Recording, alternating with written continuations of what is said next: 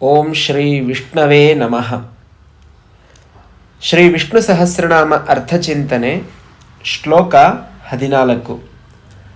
ಸರ್ವಗಃ ಸರ್ವವಿದ್ಭಾನುರ್ವಿಶ್ವಕ್ಷೇನೋ ಜನಾರ್ದನಃ ವೇದೋ ವೇದವಿದವ್ಯಂಗೋ ವೇದಾಂಗೋ ವೇದವಿತ್ ಕವಿಃ. ಈ ಶ್ಲೋಕದಲ್ಲಿರುವಂತಹ ನಾಮಗಳು ಸರ್ವಗಃ, ವಿಶ್ವಕ್ಸೇನಃ, ಜನಾರ್ದನಃ, ವೇದಃ, ವೇದವಿತ್, ಅವ್ಯಂಗಃ, ವೇದಾಂಗಃ, ವೇದವಿತ್ ಕವಿಃ ಎನ್ನುವಂತಹ ನಾಮಗಳು. ಮೊದಲನೆಯ ನಾಮವಾಗಿ ಸರ್ವಗಃ. ಸರ್ವತ್ರ ಗಚ್ಚತೀತಿ ಸರ್ವಗಃ ಅಂತರ್ಥ. ಎಲ್ಲ ಕಡೆಗೂ ಭಗವಂತ ಹೋಗಬಲ್ಲ. ಸಾಮಾನ್ಯವಾದ ಅರ್ಥದಲ್ಲಿ ನಡ್ಕೊಂಡು ಹೋಗ್ತಾನೆ ಅಂತ ಅರ್ಥ ಅಲ್ಲ. ಸರ್ವತ್ರ ಗಚ್ಚತಿ ಅರ್ಥಾತ್ ಕಾರಣತ್ವೇನ ವ್ಯಾಪ್ತತ್ವಾತ್ ಸರ್ವತ್ರ ಅಂತ ಅರ್ಥ. ಉದಾಹರಣೆಗೆ ಒಂದು ಮಡಕೆ ಆಗಬೇಕು ಅಂತಂದರೆ ಮಣ್ಣು ಅನ್ನುವಂಥದ್ದು ಕಾರಣ ಆಗಿರುತ್ತೆ. ಆ ಮಣ್ಣು ಇಲ್ಲದೆ ಹೋದರೆ ಮಡಕೆ ಅನ್ನುವಂಥದ್ದು ಆಗೋದಿಲ್ಲ. ಹಾಗೆ ಈ ಜಗತ್ತು ಆಗಬೇಕು ಅಂತಂದರೆ ಕಾರಣ ರೂಪದಿಂದ ಆ ಪರಮಾತ್ಮ ಇದ್ದಾನೆ. ಹಾಗಾಗಿ ಅವನು ಎಲ್ಲ ಕಡೆಗೂ ಹೋಗಬಲ್ಲ ಅರ್ಥಾತ್ ಎಲ್ಲ ಕಡೆಗೂ ಇರಬಲ್ಲ ಅಂತ ಅರ್ಥ. ಸರ್ವತ್ರ ಗಚ್ಚತೀತಿ ಸರ್ವಗಃ. ಸರ್ವವಿದ್ ಭಾನುಹು. ಭಾನುಹು ಅಂತಂದರೆ ಸೂರ್ಯ ಅಂತ ಅರ್ಥ.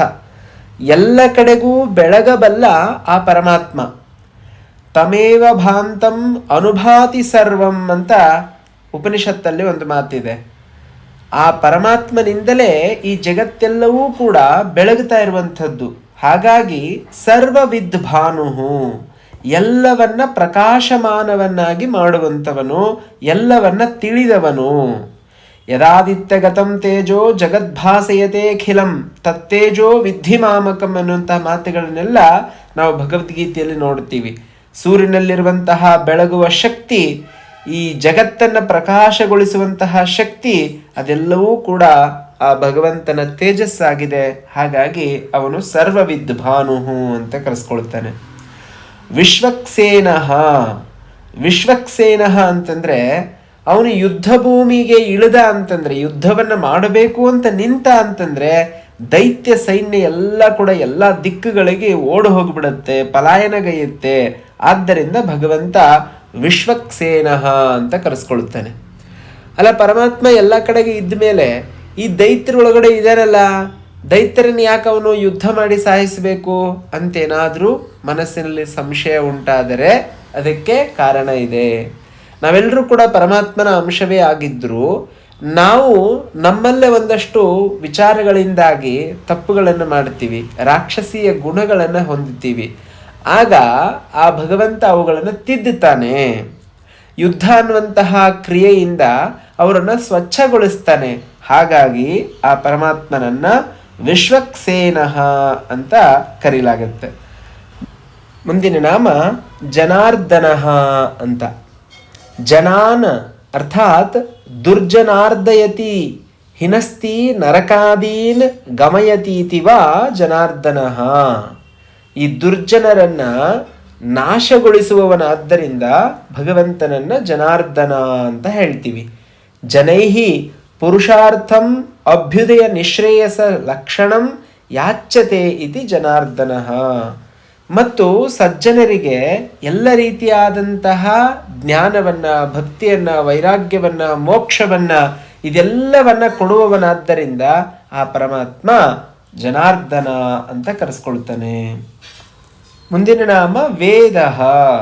ವೇದ ಅಂತಂದರೆ ಜ್ಞಾನ ಅಂತ ಅರ್ಥ. ಆ ಜ್ಞಾನ ಸ್ವರೂಪ ಅವನೇ. ಹಾಗಾಗಿ ವೇದ ರೂಪ ವೇದ ಅಂತ ಪರಮಾತ್ಮ ಹೇಳಿಸ್ಕೊಳ್ತಾನೆ. ತೇಷಾಮೇವಾನುಕಂಪಾರ್ಥಂ ಜ್ಞಾನದೀಪೇನ ಭಾಸ್ವತ ಅಂತ ಗೀತೆಯಲ್ಲಿ ನಾವು ನೋಡ್ತೀವಿ.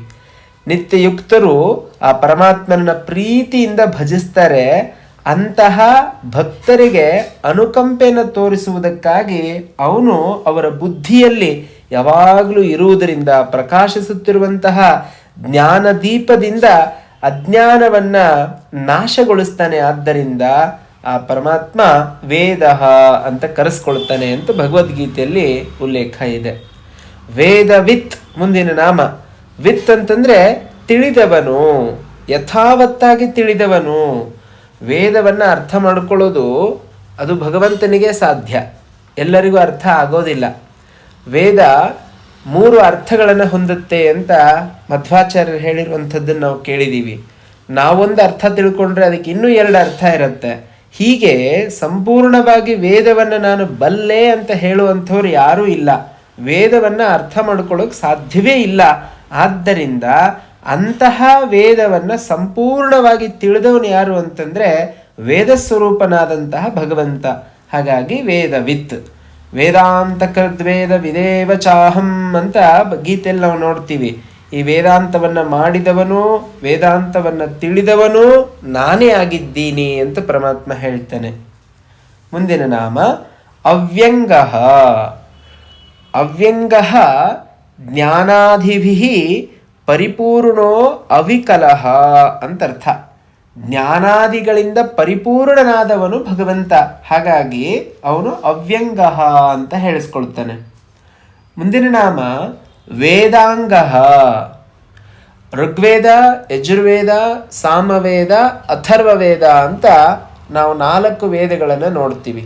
ವಸ್ತುತಃ ವೇದಗಳು 3. ಯಜ್ಞದ ಕಾರ್ಯಕ್ಕೋಸ್ಕರ 4 ನಮ್ಮ ಪೂರ್ವಿಕರು ಮಾಡ್ಕೊಂಡು ಬಂದಿದ್ದಾರೆ. ಒಂದು ವೇದವನ್ನು ತಿಳಿಬೇಕು ಅಂತಂದರೆ ಸಾಮಾನ್ಯವಾಗಿ ನಮಗೆ 6 ಅಂಗಗಳು ಗೊತ್ತಿರಲೇಬೇಕು. ಶಿಕ್ಷಾ, ವ್ಯಾಕರಣ, ಛಂದಸ್ಸು, ನಿರುಕ್ತ, ಜ್ಯೋತಿಷ, ಕಲ್ಪ ಅಂತ ಈ ವೇದದ ಅಂಗಗಳನ್ನು ತಿಳ್ಕೊಂಡ್ರೆ ತಕ್ಕ ಮಟ್ಟಿಗೆ ವೇದವನ್ನು ಅರ್ಥ ಮಾಡ್ಕೊಳ್ಳೋಕೆ ಸಾಧ್ಯ ಆಗತ್ತೆ. ಅದರ ಸಂಪೂರ್ಣವಾಗಿ ಅಲ್ಲ, ಸಂಪೂರ್ಣವಾಗಿ ತಿಳಿಯುವವನು ವೇದವಿತ್, ಆ ಭಗವಂತ ಮಾತ್ರ. ಹಾಗಾಗಿ ಆ ಪರಮಾತ್ಮನೇ ಈ ವೇದಾಂಗಗಳ ರೂಪದಲ್ಲೂ ಇರುವಂಥವನಾಗಿದ್ದಾನೆ. ಹಾಗಾಗಿ ವೇದಾಂಗ ಅಂತ ಹೇಳಿಸ್ಕೊಳ್ತಾನೆ. ವೇದವಿತ್, ವೇದಗಳನ್ನು ಕುರಿತು ವಿಚಾರ ಮಾಡುವಂಥವನು ಆ ಭಗವಂತ. ಕವಿಹಿ, ಕವಿಹಿ ಅಂತಂದರೆ ಕ್ರಾಂತದರ್ಶಿ ಅಂತ ಹೇಳ್ತೀವಿ ನಾವು. ಸಂಪೂರ್ಣವಾಗಿ ಅವನು ತಿಳಿಯುವಂಥವನಾಗಿರ್ತಾನೆ. ರವಿ ಕಾಣದ್ದನ್ನು ಕವಿ ಕಂಡ ಅಂತ ಕನ್ನಡದಲ್ಲಿ ಒಂದು ಗಾದೆ ಮಾತಿದೆ. ಸರ್ವದೃಕ್ ಅಂತಂದರೆ ಎಲ್ಲವನ್ನ ನೋಡಿ ಅರ್ಥ ಮಾಡಿಕೊಳ್ಳುವಂತಹ ಶಕ್ತಿ ಕವಿಯಲ್ಲಿ ಇರುತ್ತೆ. ಒಂದು ವಸ್ತುವನ್ನು ನೋಡಿದ್ರೆ ಅದರ ಪೂರ್ವಾಪರಗಳನ್ನು ಆಲೋಚನೆ ಮಾಡಿ ಅದ್ರ ಮೇಲೆ ಒಂದು ಕವಿತೆಯನ್ನು ರಚನೆ ಮಾಡ್ತಾನೆ ಅವನು. ಹಾಗಾಗಿ ನಿಜವಾದ ಕವಿ ಯಾರು ಅಂತಂದರೆ ಈ ಜಗತ್ತೆಲ್ಲವನ್ನ ಸೃಷ್ಟಿಸಿದಂತಹ ಆ ಭಗವಂತ ನಿಜವಾದ ಕವಿ. ಹಾಗಾಗಿ ಅವನು ಕವಿಹಿ ಅಂತ ಹೇಳಿಸ್ಕೊಳ್ತಾನೆ. ಬೃಹದಾರಣ್ಯಕ ಉಪನಿಷತ್ತು ಹೇಳುತ್ತೆ, ನಾಣ್ಯೋತೋಸ್ತಿ ದೃಷ್ಟ ಅಂತ. ಪರಮಾತ್ಮನ ಹೊರತು ಅನ್ಯದೃಷ್ಟು ಯಾರೂ ಇಲ್ಲ ಈ ಜಗತ್ತಲ್ಲಿ. ಹಾಗಾಗಿ ಭಗವಂತ ಕವಿಹಿ ಅಂತ ಕರೆಸ್ಕೊಂಡಿದ್ದಾನೆ. ನಾಳೆ ಮುಂದಿನ ಶ್ಲೋಕದ ಅರ್ಥವನ್ನು ತಿಳಿಯುವಂತಹ ಪ್ರಯತ್ನ ಮಾಡೋಣ. ಧನ್ಯವಾದಗಳು.